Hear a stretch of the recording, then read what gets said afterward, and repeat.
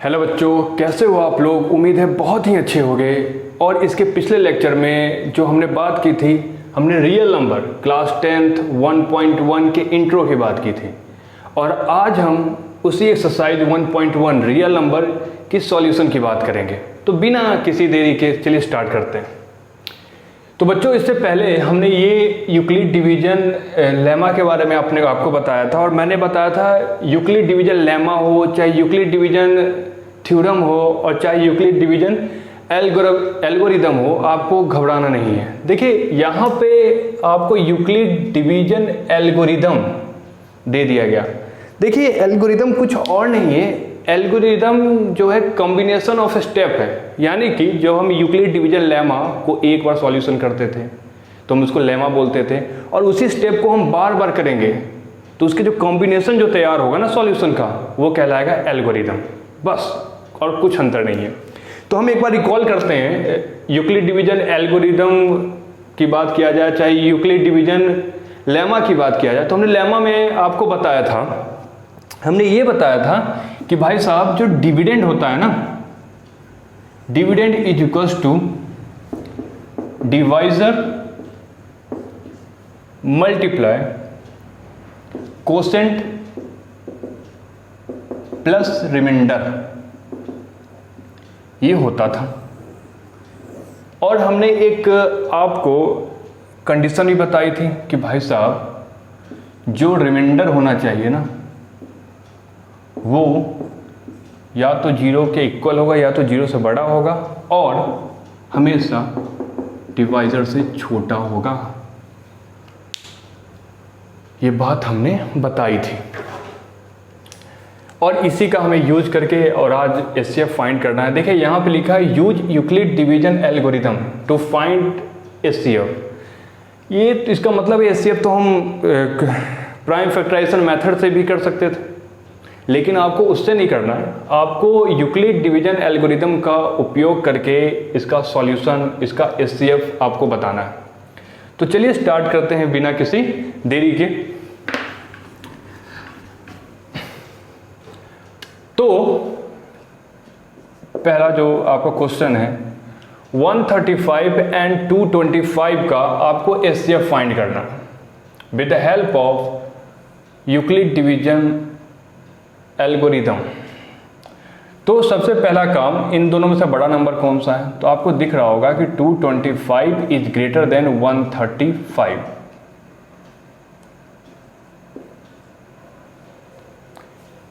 तो आप क्या करते थे, इस छोटे वाले नंबर से आप इस बड़े वाले नंबर को डिवाइड करते थे।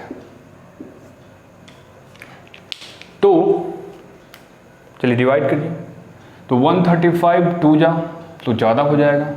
तो 135, देखो आप कैसे एस्टिमेशन पता लगाते हो, आप सिंगल डिजिट से पता लगाओगे। 13 22, 13 2 जा 26, 22 से ज़्यादा हो गया। तो 135 1 जा 135, कितना बच गया 0, 12, ये 9। अब यहाँ पे यूक्लिड डिवीजन लेमा उपयोग करो तो क्या हो जाएगा, डिविडेंड पहला स्टेप में जो डिविडेंड होगा 225 is equals to divisor multiply by quotient plus remainder. तो हमने इसमें आपको पिछले लेक्चर में ही बताया था कि आपको ये स्टेप तब तक करते रहना है जब तक रिमाइंडर 0 ना आ जाए। तो यहाँ पे आपको दिख रहा है कि जो रिमाइंडर है वो 0 के इक्वल नहीं है, यानी आपको फिर से नेक्स्ट स्टेप करना पड़ेगा दूसरे स्टेप में। दूसरे स्टेप में आपको क्या लेना है, सेकेंड स्टेप में आपको देखना है डिवाइजर और रिमाइंडर। तो डिवाइजर आपने देखा 135 था, रिमाइंडर आपके पास 90 था। इन दोनों में फिर आपको यूक्लिड डिवीजन लेमा लगाना है। इन दोनों में से बड़ा नंबर कौन सा है, तो 135 है। फिर से वही काम, 135 इज डिवाइडेड बाय 90। फिर से एस्टिमेशन पता करें, 9 2 जा 18, बहुत ज़्यादा हो जाएगा, 1 टाइम्स 90। तो ये 5 एंड 13 में से 9 जाएगा 4। तो आप क्या लिखोगे, डिविडेंड यानी 135 is equals to 90 multiply by 1 plus 45।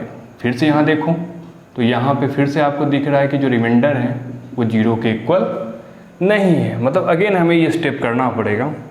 तो इस स्टेप पे देखते हैं। फिर से आप डिवाइजर लोगे और रिमाइंडर लोगे तो आपको क्या दिख रहा है, 90 इज ग्रेटर देन 45। तो अगेन आपको करना 45 90 टू या देखिए ये क्या हुआ, यहाँ रिमाइंडर 0 आ गया, ध्यान देना आप। तो क्या हो जाएगा, dividend is equals to divisor multiply by quotient plus remainder, और यहाँ पे रिमाइंडर जो आ गया वो 0 के इक्वल आ गया। और जब ये होता है, जब ये स्टेप हो जाए तो ये आपका जो लास्ट स्टेप होता है ना, लास्ट स्टेप, उसमें क्या होता है, जो इसका डिवाइजर होता है, जो 45 आया वही एचसीएफ होगा किसका,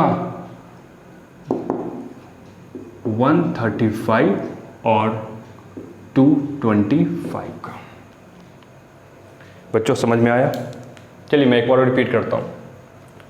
आपको यूक्लिड डिवीजन लेमा का उपयोग करके आपको 135 एंड 225 का एचसीएफ पता करना था। तो आपने देखा कि इन दोनों में से बड़ा नंबर कौन सा है, तो ऑफकोर्स 225 इज ग्रेटर देन 135, और हमने जब 225 को डिवाइड किया 135 से तो 1 टाइम्स में 135 एंड रिमाइंडर बचा 90। तो हमने यहाँ पे यूक्लिड डिवीजन लेमा लगाया, तो dividend is equals to divisor into quotient plus remainder. फिर हमने देखा remainder does not equals to 0, तब अगेन हमें ये स्टेप करना पड़ेगा। अब इसमें क्या करते हैं, डिवाइजर और रिमाइंडर लेते हैं। तो 135 और 90 में देखेंगे 135 इज ग्रेटर देन 90, अगेन हम वही स्टेप करेंगे, 90 से डिवाइड करेंगे 135 को। कब तक करते रहेंगे, जब तक कि रिमाइंडर 0 ना आ जाए। तो 90 तो रिमाइंडर 45, तो क्या हो जाएगा, इसमें यूक्लिड डिवीजन लेमा लगाएंगे तो 135 is equals to 90 into 1 plus 45, remainder again does not equals to 0। फिर डिवाइजर रिमाइंडर फिर आपको लेना है, तो 90 इज ग्रेटर देन 45, तो फिर 90 से डिवाइड करेंगे तो आपको मिला क्या, 90 is equals to 45 into 2 plus 0। यहाँ पे रिमाइंडर आपको 0 दिख गया। जहाँ रिमाइंडर 0 दिख जाए, जो डिवाइजर आता है लास्ट स्टेप में वही एचसीएफ होता है। तो 45 is divisor and 45 is also HCF of 135 and 225। Note. चलिए बच्चों, अब हम दूसरे क्वेश्चन पे आते हैं, और इसमें आपने देखा कि इसमें आपको क्या करना है, 196 और 38220 मतलब 38,220 का एचसीएफ निकालना है with the help of Euclid division algorithm. कुछ नहीं करना है, वही चीज़ को आपको रिपीट करना है। देखते हैं। तो इन दोनों नंबर में से आपको बड़ा नंबर कौन सा दिख रहा है, तो आपने लिखा कि 38220 इज ग्रेटर देन 196, तो पहला स्टेप हो रहा है। तो वही काम 196 से आपको डिवाइड करना है 38220 को। तो एस्टिमेशन का यूज करेंगे, 19 टू जा 38 और 6 टू जा 12, कम आ रहा है, वो तो बहुत ज़्यादा हो जाएगा, तो ये आपको नहीं लेना है। तो 1 टाइम्स में ही 196, तो 12 6 बचेगा, 7 बचेगा, तो इधर से कैरी 17 माइनस 9 8 एंड 2 माइनस 1 186 2। फिर आप करोगे तो देखोगे एस्टिमेशन का यूज 19 के टेबल में 19 कितने टाइम्स में आएगा, तो 196 और 186, तो 9 टाइम्स में करेंगे। तो 196 मल्टीप्लाई बाय 9 तो कितना आ जाएगा, 6 9 जा 54, 5 9 9 जा 81, 81 और 5 86, 9 1 जा 9, 9 और 8 17, सब्ट्रैक्ट कीजिए, 12 में से 4 जाएगा तो 8, 5 तो 15 में से 6 जाएगा, कितना बचेगा 9, और ये 7 7 98 हो गया। ठीक है, फिर अगेन 0 और फिर से 980। अगर मैं 5 टाइम्स करूं तो 5 6 जा 30, 03 कैरी, 5 9 जा 45 और 3 48, 4 5 1 जा 5 और 9। अरे वाह, ये तो पूरा कट गया, बहुत अच्छा। तो भाई साहब इसमें देखा आपने, फिर इसमें यूक्लिड डिवीजन लेमा लगाओगे तो जो डिविडेंड है 38220 is equals to 196 divisor into quotient plus remainder. करना क्या था इसमें? तो भाई साहब इसमें रिमाइंडर जो था ना, वो देखो आप 0 आ गया। जब रिमाइंडर 0 आ गया तो जो डिवाइजर होता था वही तो एचसीएफ होता था। किसका? जो क्वेश्चन है 38220 एंड 196 का। आई होप आपको समझ में आया होगा। नोट। तो बच्चों नेक्स्ट क्वेश्चन पे आते हैं, थर्ड क्वेश्चन। इसमें भी आपको 867 एंड 255 का एचसीएफ पता करना है with the help of Euclid division algorithm. चलिए देखते हैं। सेम वही सारी बातें आपको करनी है। तो भाई साहब इसमें भी आपको दिख रहा होगा 867 जो है वो ग्रेटर है 255 से। तो फर्स्ट स्टेप में आपको तो यही करना है, डिवाइड कीजिए। तो 255 से आपने डिवाइड किया 867 को, एस्टिमेशन लीजिए। 25 2 जा 50, 25 3 जा 3 टाइम्स में, तो 5 3 जा 15, 1 कैरी, 5 3 जा 15, 116, 1 कैरी, 3 2 जा 6, 1 7, 7 5 2 0 एंड 1 102। तो क्या होता था, यूक्लिड डिवीजन लेमा आप लगाओगे यहाँ पे, तो डिविडेंड जो होगा 867 is equals to divisor 255 into quotient plus remainder 102। तो आपने देखा कि यहाँ पे जो रिमाइंडर था ना वो 0 के इक्वल नहीं था। तो अगेन रिपीट। तो क्या रिपीट करते थे? डिवाइजर और रिमाइंडर को। तो आप नेक्स्ट स्टेप में देखोगे तो आपको 255 जो है ना वो बड़ा दिख रहा होगा 102 से। तो 102 से आपको डिवाइड करना है 255 को। तो बच्चों क्या आ जाएगा? 10 2 टाइम्स में एस्टिमेशन लो, 2 2 जा 4 एंड 0 20 1 5।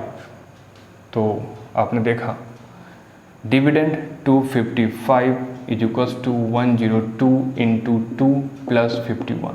बार बार हमें बोलने की जरूरत नहीं है ना, समझ गए होगे।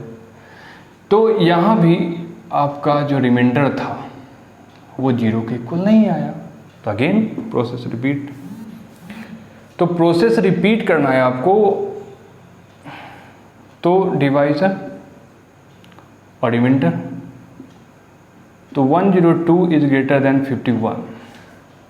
तो 51 से अगेन रिपीट करना 102। तो 2 जा 102 आ गया, रिमाइंडर 0। तो आप क्या करोगे? 102 is equals to 51 into 2 plus 0। और जो इसका डिवाइज़र होगा ना, जो इसका डिवाइज़र है क्या है 51, वही एचसीएफ होता है किसका? 867 एंड 255 का। नोट। तो बच्चों नेक्स्ट क्वेश्चन पे आते हैं। नेक्स्ट क्वेश्चन में क्या बोल रहा है? So that any positive odd integer is of the form 6 cube plus 1 और 6 क्यूब प्लस 3 और 6 cube plus 5 where Q is some integer. बहुत अच्छा। तो क्वेश्चन में एक्चुअली में कुछ है नहीं। अगर आपने इंट्रो देखा होगा, देखो बच्चों अगर आपने इंट्रो नहीं देखा है तो सबसे पहले आप इस एक्सरसाइज का इंट्रो देखो, उसके बाद आप इस एक्सरसाइज को सॉल्व करो। मेरा पूरा दावा है कि आपको इंट्रो देखने के बाद इसका सॉल्यूशन देखने की कोई ज़रूरत नहीं पड़ेगी, और ईमानदारी से पढ़ो बच्चों। तो सो that any positive odd integer is of the form, बेटा बात किसकी बोल रहा है? पॉजिटिव ऑड इंटीजर की बात कर रहा है। तो अगर मैं सिंपल अगर इंटीजर्स की बात करूं तो इंटीजर्स में क्या आएगा? ऐसे लिखोगे -3, -2, -1, 0, 1, 2, 3, 4, 5 एंड सो ऑन ऐसे चलता रहेगा। तो भाई ये इंटीजर है, इंटीजर में क्या बोला है? पॉजिटिव। तो भाई नेगेटिव की तो कहानी ख़त्म है, और 0 भी हटा दो। अभी ये बात करेंगे 0 ऑड है कि इवन है, ठीक है, बात करेंगे कभी फुर्सत से। पॉजिटिव इंटीजर तो हो गया, इसमें से भी ऑड होने चाहिए। तो ऑड कौन कौन से हैं वो रख दो। तो 1 है, 2 है, 5 है, ऐसे ही मिलता रहेगा। यानी आपको जो पॉजिटिव ऑड इंटीजर्स जो मिलेंगे वो कौन कौन मिलेगा? 1, 3, 5, 7, 9 एंड सो ऑन। तो बोला गया कि अगर इनको 6 से डिवाइड किया जाए तो वो या इस फॉर्म में मिल सकते हैं, या इस फॉर्म में मिलेंगे, या तो इस फॉर्म में मिलेंगे। देखिए इसका मतलब क्या है 6 क्यों? मतलब 6 से डिवाइड किया जा रहा है, यानी डिवाइज़र क्या है यहाँ पे? 6 है। बस मिल गया इतना अच्छा हिंट। तो देखते हैं कि इसी फॉर्म में मिलते हैं कि नहीं। तो यदि मैं 1 को 6 से डिवाइड करूं तो क्या होगा? 1 आएगा। अगर मैं 3 को 6 से डिवाइड करूं तो आपके पास 3 आएगा। अगर मैं 5 को 6 से डिवाइड करूं तो आपके पास 5 आएगा। अगर मैं 7 को 6 से डिवाइड करूं 1 आएगा। अगर मैं 9 को 6 से डिवाइड करूं 3 आएगा। अगर मैं 9 के बाद अगर लूँगा 11 तो 11 को अगर 6 से डिवाइड करूं तो 5, ऐसे आपको मिलता चला जाएगा। तो बच्चों अगर आपने इसमें ध्यान दिया हो तो आप इसमें यूक्लिड डिवीजन लेमा लगाओगे तो आप क्या लिख सकते हो कि जो आपको 1 मिला था ना, वो क्या मिला था? 6 मल्टीप्लाई बाई 0 प्लस 1। ये जो मिला, जो 3 आया था वो 6 मल्टीप्लाई बाई 0 प्लस 3। ये जो मिला 5, 6 मल्टीप्लाई बाई 0 प्लस 5। समझ में आ रही है ना? ये जो मिला 7, 6 मल्टीप्लाई बाय 1 प्लस रिमाइंडर 1। ये जो 9 मिला 6 मल्टीप्लाई बाय 1 प्लस 3। ये जो 11 मिला 6 मल्टीप्लाई बाय 1 प्लस 5। तो बच्चों ऐसे ही आप करते रहोगे, ये आता जाएगा। तो आपने देखा ये सब तो ऑड पॉजिटिव इंटीजर्स हैं।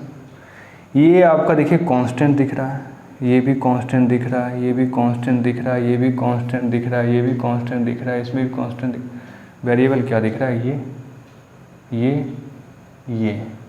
तो आपको किस किस फॉर्म में मिला? 6, और यहाँ पर लिया गया कि क्यू इज सम इंटीजर्स। तो कुछ इंटीजर अलग अलग इंटीजर्स के लिए अलग अलग वैल्यू, तो लिख सकते हो ना 6 प्लस 1, या 6, ये भी क्या इंटीजर? तो 6 प्लस 3, या 6 प्लस 5। तो आपको जितने भी पॉजिटिव ऑड इंटीजर्स मिलेंगे या तो 6 प्लस 1, या तो 6 प्लस 3, या तो 6 प्लस 5 के टर्म में मिलेंगे। बच्चों कोई दिक्कत? नोट।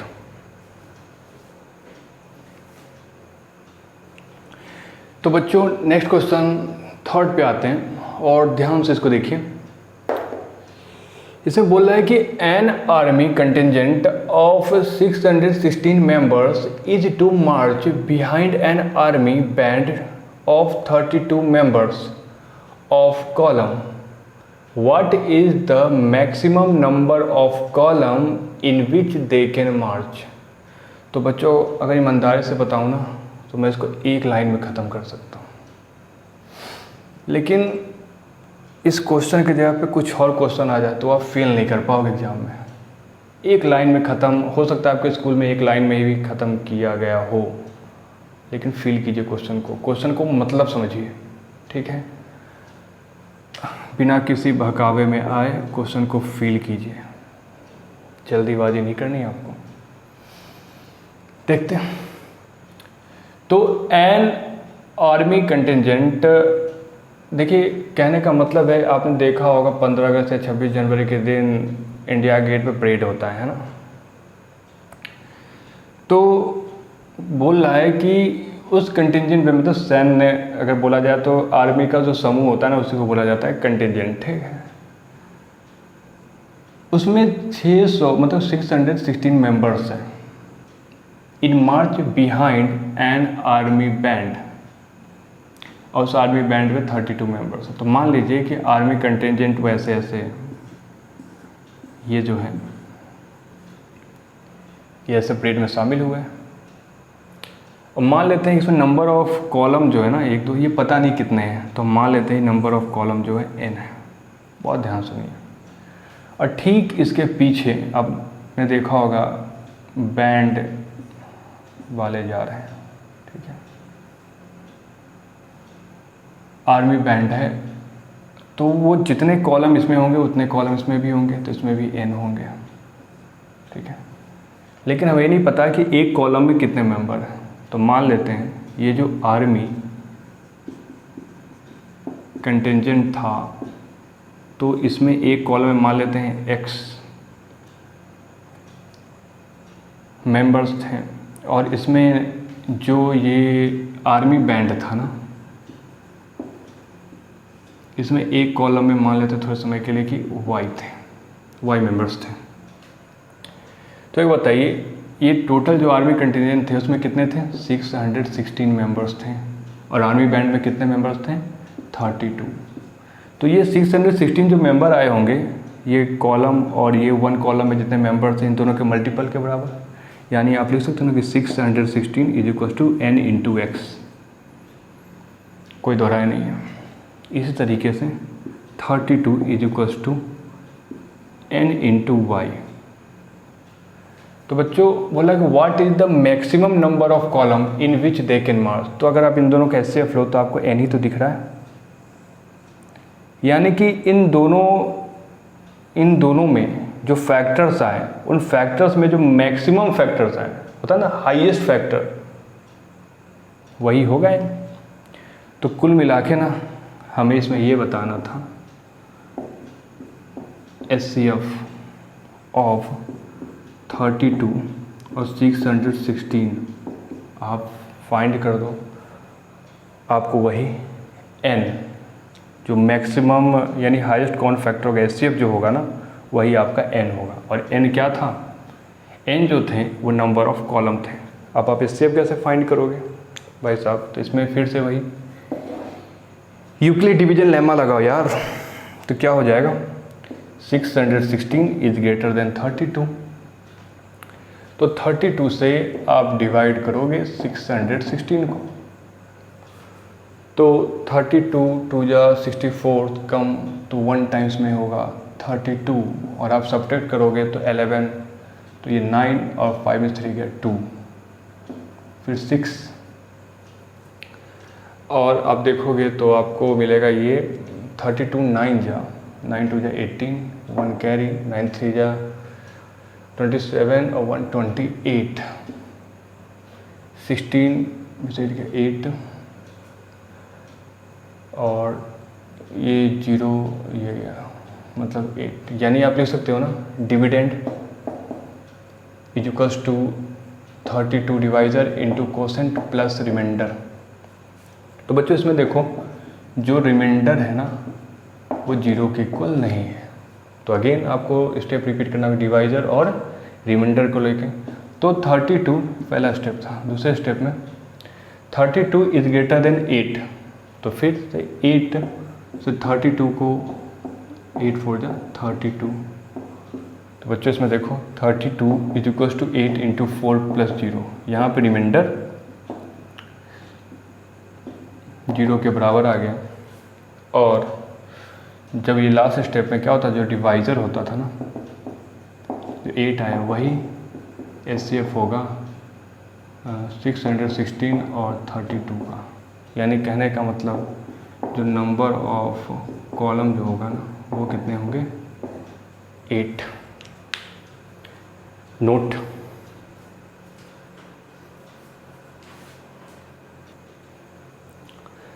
तो बच्चों नेक्स्ट क्वेश्चन पे आते हैं। Question number 4। Use Euclid's division lemma to show that the square of any positive integer is either of the form 3m or 3m plus 1 or some integer for some integer of m। तो देखो बहुत ही अच्छा question है और बहुत ध्यान से इसको सुनिए। इसमें बोला है so that the square of any positive integer। तो बेटा अभी पहले द स्क्वायर को भूल जाओ, केवल आप सपोज करो पॉजिटिव इंटीजर्स को फील करो जरा सा। पॉजिटिव इंटीजर्स मतलब माइनस की बात ही नहीं करनी, 1 2 3 4 है पॉजिटिव इंटीजर्स। बहुत अच्छा। तो बच्चों पहले ध्यान सुनो, यूक्लिड डिवीजन लेमा अगर एक बार रिकॉल करो तो हम थोड़े समय के लिए मान लें कि हम a को डिवाइड करते थे b से और कोसेंट सपोज q और रिमाइंडर आपको r मिल गया। तो यूक्लिड डिवीजन लेमा क्या बोलता था बेटा, क्या बोलता था यूक्लिड डिवीजन लेमा? वो यही तो बोलता था कि जो डिविडेंड होगा वो divisor multiply by quotient plus remainder के बराबर होगा। लिमिटेशन क्या होती थी? लिमिटेशन ये होती थी कि जो रिमाइंडर होना चाहिए वो 0 से बड़ा होना चाहिए और डिवाइजर से छोटा होना चाहिए। बेटा ये बात समझ में आती है ना? ये समझ में आ गई तो आपका हो गया आधा काम। तो देखो, तो थोड़े समय के लिए मान लो कि a जो है ना कुछ पॉजिटिव इंटीजर्स हैं, तो let a be some positive integers. अगर ये पॉजिटिव इंटीजर्स है, अब बात देखो, सभी बोला गया या तो वो इस फॉर्म का मिलेगा या तो इस फॉर्म का। सभी को देखिए 3 से डिवाइड किया गया, यानी आप b की जगह पर रिप्लेस कर दो किसको? 3 को। तो जब b की जगह 3 को रिप्लेस करोगे तो आपका ये चीज़ क्या बन जाएगा? a is equals to 3q, बहुत ध्यान सुनो, और प्लस रिमाइंडर r। बच्चा समझ में आ रहा है? उसका नीचे देखो लिमिटेशन को भी, तो जो रिमाइंडर था ना वो 0 से बड़ा था और b क्या था? 3 से छोटा था। तो बच्चों देखो आपको यहाँ से रिमाइंडर का आइडिया मिल गया कि रिमाइंडर क्या होगा? 0 से बड़ा या 0 के इक्वल और 3 से कम। यानी रिमाइंडर आपको यहाँ से आइडिया मिला रिमाइंडर क्या क्या हो सकता है। तो रिमाइंडर 0 हो सकता है, रिमाइंडर 1 हो सकता है। बच्चों यहाँ इक्वल भी लगा है इसलिए मैं 0 ले रहा हूँ। 1 होगा और 2 होगा, 3 नहीं होगा क्योंकि 3 से छोटे की बात की गई। इक्वल लगा होता तब होता। तो बच्चों हमको यहाँ से रिमाइंडर पता चल गया। तो बच्चों अगर हमें रिमाइंडर पता चल गया तो हमें पॉजिटिव इंटीजर क्या क्या मिल गया? देखो ध्यान से, एक तो a is equals to 3q plus 0 हो सकता है। अगर आप 0 लोगे तो लिखोगे if r is equals to 0। बच्चों जब r इज इक्वल्स टू 1 लोगे तो आप क्या ले सकते हो इसी को? जो पॉजिटिव इंटीजर a होगा वो होगा 3q प्लस 1। बच्चों जब r इज इक्वल्स टू आप 3 लोगे, ये सॉरी 2 लोगे, तो आपको जो पॉजिटिव इंटीजर मिलेगा a जो मिलेगा ना वो 3q प्लस 2।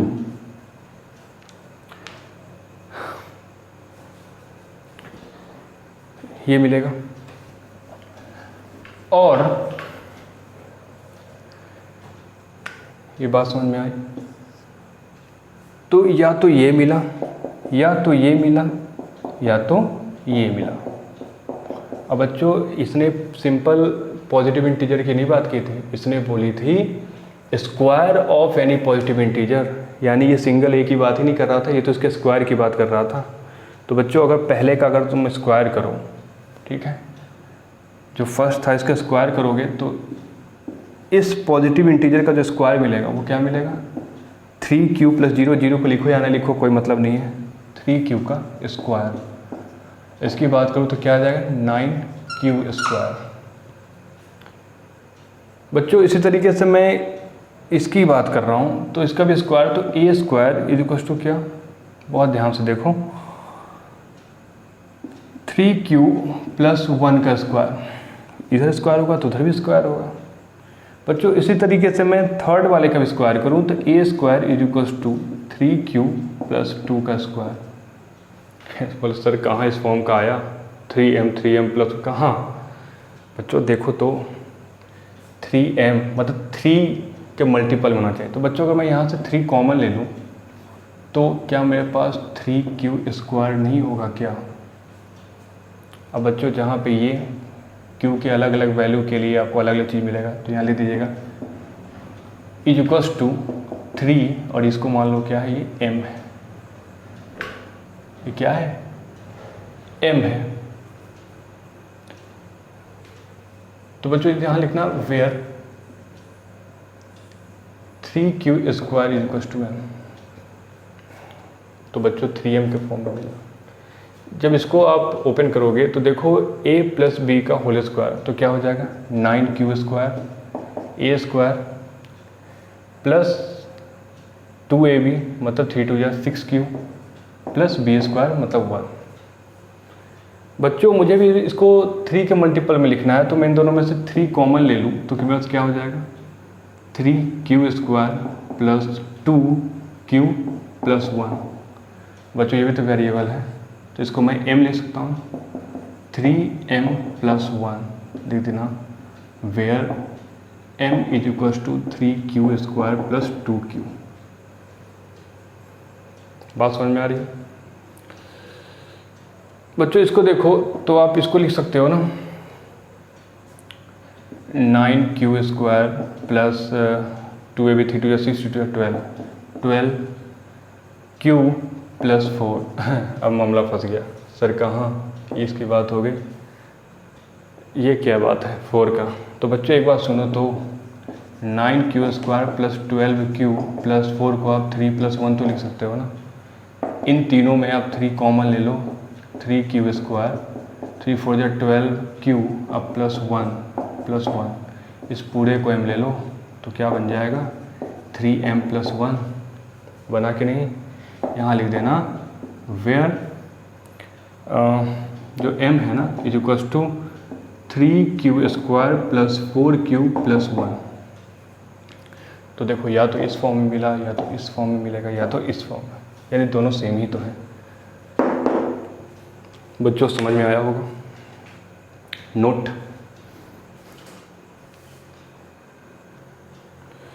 तो चलो बच्चों देखते हैं आखिरी क्वेश्चन इस एक्सरसाइज का।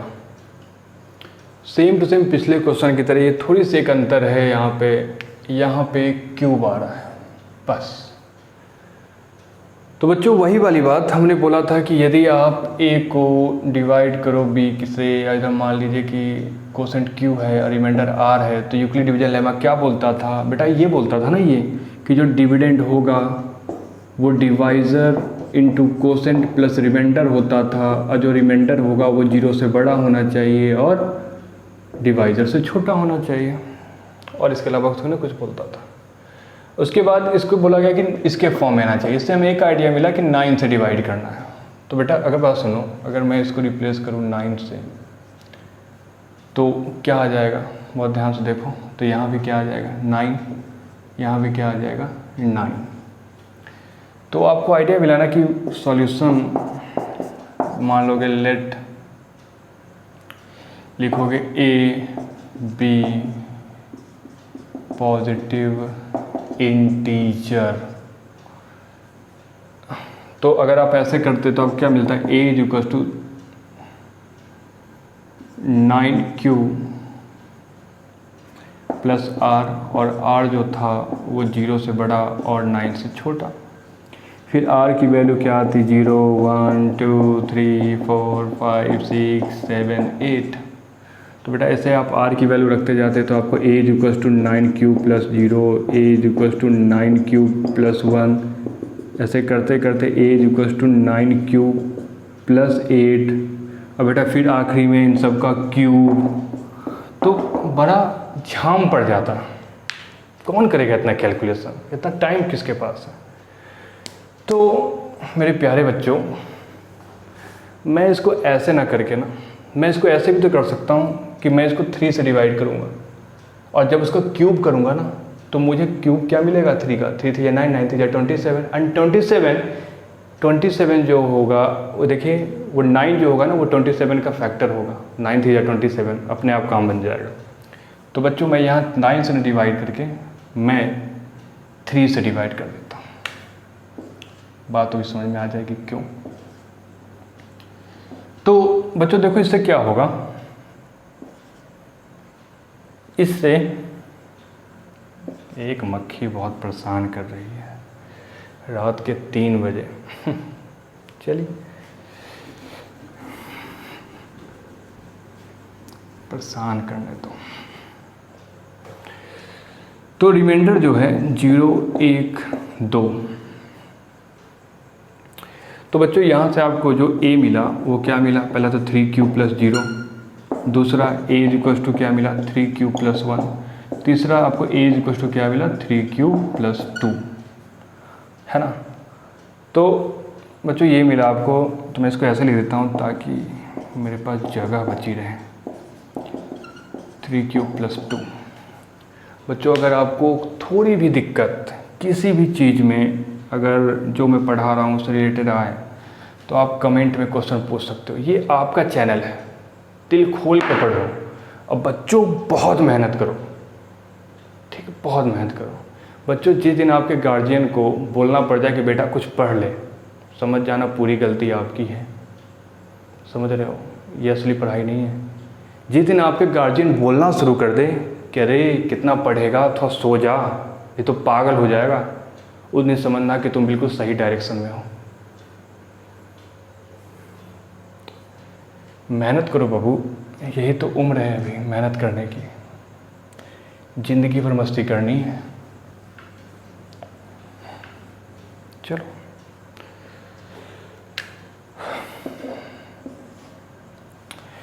तो बच्चों हमें क्या करना है, इनका क्यूब, हमें पॉजिटिव इंटीजर का क्यूब। तो बच्चों इसको मैं फर्स्ट मान लूँ, इसको मैं सेकंड मान लूँ, इसको मैं थर्ड मान लूँ। तो अगर आपको क्यूब करेंगे तो क्या मिलेगा, a cube is equal to 3q का क्यूब, मतलब 3 9 9 3 27 क्यूब। तो बच्चों एक चीज़ तो देखो, a क्यूब, इसको आपको 9 की टर्म लिखना है तो 9 लिख सकते हो, 9 3 27 3q स्क्वायर, इसको आप m ले लो तो 9m लिख देना, where 3q square is equal to m, 9m मिला बाबू। बच्चों जब मैं सेकंड का क्यूब करूँगा तो a cube is equal to, वो सब लिख लेना आप, क्यूब कर रहे हैं स्क्वायर कर रहे हैं, बच्चे नहीं हो आप। तो a cube is equal to 3q plus 1 का क्यूब। अब बच्चों आप जानते होंगे a प्लस बी का, बच्चों आप जानते होंगे a प्लस बी का। बच्चों अगर थोड़ी भी डिस्टर्बेंस हो रही हो वीडियो में तो माफ़ कीजिएगा, मैं डिस्टर्बेंस के कारण ही वीडियो को रात में बनाना प्रेफर करता हूँ, अभी रात के 2-3 बजे के बीच में, ताकि कोई डिस्टर्बेंस ना हो। लेकिन अगर इसके कारण अगर थोड़ी भी डिस्टर्बेंस हो जाती है तो आप माफ़ कीजिएगा। देखिए तो a प्लस बी का होल क्यूब जो होगा वो क्या होगा, a cube plus B cube plus 3a square B plus 3ab square. अब ये फॉर्मूला जानते हो। तो बच्चों क्या हो जाएगा, पहले इसका क्यूब तो 3 9 9 3 27 क्यूब, b का क्यूब मतलब 1 का क्यूब 1 प्लस 3a स्क्वायर मतलब क्या 9q स्क्वायर बी कितना है बच्चों 1 एंड 3, ए कितना है 3 क्यूब और बी का स्क्वायर मतलब 1। तो बच्चों क्या आ जाएगा 27 क्यूब और यहाँ 1 होना चाहिए था इंटू में। तो बच्चों यहाँ पे +1, मैं +1 को सबसे आखिरी में लिखूँगा। पहले मैं इसको इनको लिख ले रहा हूँ। तो 9 3 27 Q square plus 9 Q plus 1। तो बच्चों अगर मैं इन सब में से 9 कॉमन ले लूँ, 9 3 27, 9 3 27 प्लस क्यू प्लस 1। अब मैं इनको m ले लूँ तो बच्चों मेरे पास 9m प्लस 1 हो गया ना। लिख देना वेयर इतना इज इक्वल्स टू m। तो एक ये उस फॉर्म में पता चल गया। बच्चों मेरे पास जगह की कमी पड़ रही है, मैं इसको इरेज करता हूँ इधर वाले की। बच्चों थर्ड को मैं इरेज करता हूँ, आप पॉज करके इसको नोट कर लीजिएगा। बच्चों मैं थर्ड का क्यूब करूँगा तो देखिए मेरे पास क्या होगा, A cube is equals to 3 cube plus 2 का whole cube. A cube 27, B cube 2 4 4 2 8,